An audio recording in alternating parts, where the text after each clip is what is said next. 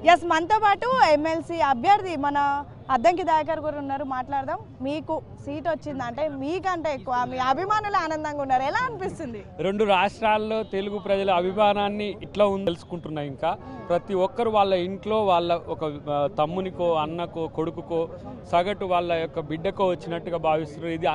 ఇది అంత అదృష్టం నాకు. ఎందుకంటే కేవలం ఒక ఎమ్మెల్సీ వచ్చినందుకే ఇంత పెద్ద ఎత్తున వాళ్ళు సంబరాలు చేసుకుంటున్నారంటే ఇది నాకు నిజంగా నేను చేసిన సేవకు ప్రజలు ఇచ్చిన. ప్రధానంగా నిన్నటి నుంచి ప్రతి ఒక్కరు అన్న సాధించినాం అంటున్నారు. ఇదంతా ఎలా చూస్తున్నారు? ఇంత అభిమానాన్ని అండ్ మోరోవర్ మీకు అధిష్టానం మీ పేరు ప్రకటించడానికి ఇదంతా ఎలా చూస్తున్నారు?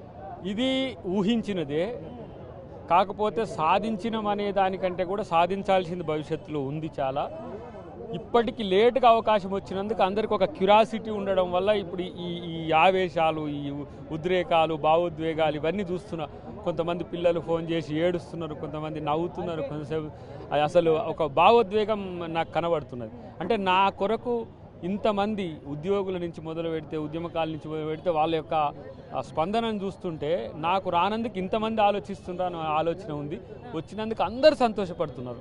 ప్రధానంగా 2 సార్లు అవకాశం వచ్చి చేజారిపోయింది. అయినా ఏ రోజు మీరు పార్టీ లైన్ దాటలేదు, వ్యతిరేకంగా మాట్లాడలేదు. సో ఇలాంటి సమయంలో మీకు ఈ స్థానం రావడం, అధిష్టానం మిమ్మల్ని గుర్తించడం ఎలా చూస్తారు? ఇది ప్రజలకు సేవ చేయడానికి పార్టీ ఇచ్చిన నాకు అదనపు బాధ్యత.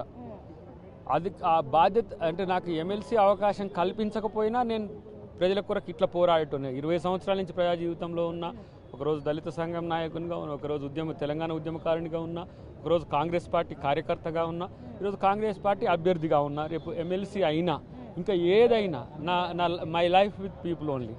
సో నేను ప్రజలతో లేకపోతే నేను బతకలేని స్థితి ఉంటుంది కాబట్టి ఎప్పుడు ప్రజల్ని ఉండే ప్రయత్నం చేస్తాను. మంత్రి కూడా కాబోతున్నారని పెద్ద ఎత్తున వార్తలు వినిపిస్తున్నాయి. ఎలా చూస్తారు? అవి వార్తలే.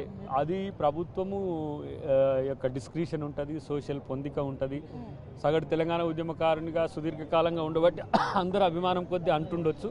But it's depend upon government కాబట్టి ముఖ్యమంత్రి గారి డిస్క్రిషన్ అది. మనం నిన్న సీట్స్ అలాట్ చేసి అన్ని సామాజిక వర్గాలకు సముచిత న్యాయం జరుపుతూ కూడా అలాట్ చేశారు. ఎలా చూస్తారు దీన్ని? ఎన్నో ఏళ్ల నుంచి కాంగ్రెస్లో మీరు పనిచేస్తున్నారు, ఫైట్ చేశారు సమానత్వం కోసం. ఎలా చూస్తున్నారు? ఇప్పుడు విజయశాంతి గారికి ఇవ్వడం ద్వారా ఒక తెలంగాణ ఉద్యమకారునికి మహిళకు అవకాశం ఇచ్చింది పార్టీ.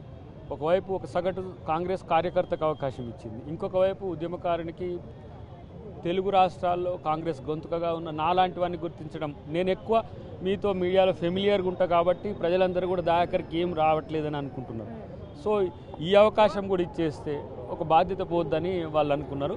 ఇది సోషల్ జస్టిస్తో పాటు పని చేస్తే అవకాశం వస్తుందని చెప్పి ఒక సంకేతం ఇచ్చింది. సో చివరిగా రేపటి నుంచి మండలిలో ఎలా ఉండబోతోంది? ప్రతిపక్షాలను ఎలా ఎండగట్టబోతున్నారు? ప్రతిపక్షాలను ఎండగట్టడం కంటే ప్రతిపక్షాలు ఇచ్చే సూచనలు ప్రభుత్వానికి చేరవేయడము, ప్రజా సమస్యలు మా దృష్టికి వచ్చిన వాటిని ప్రభుత్వాన్ని దృష్టికి తీసుకుపోవడము, క్యాబినెట్ మంత్రుల దగ్గరకు పరిష్కారానికి కూడా దాన్ని తీసుకుపోయే ప్రయత్నం చేస్తాం. అన్నిటికంటే ప్రజల తరపున ప్రజల గొంతుకగా ప్రభుత్వంలో ఉండడానికి ఒక ప్రయత్నం చేస్తాం. సో ఇది పరిస్థితి. అద్దంకి దయాకర్ చెప్తున్నటువంటి పరిస్థితి.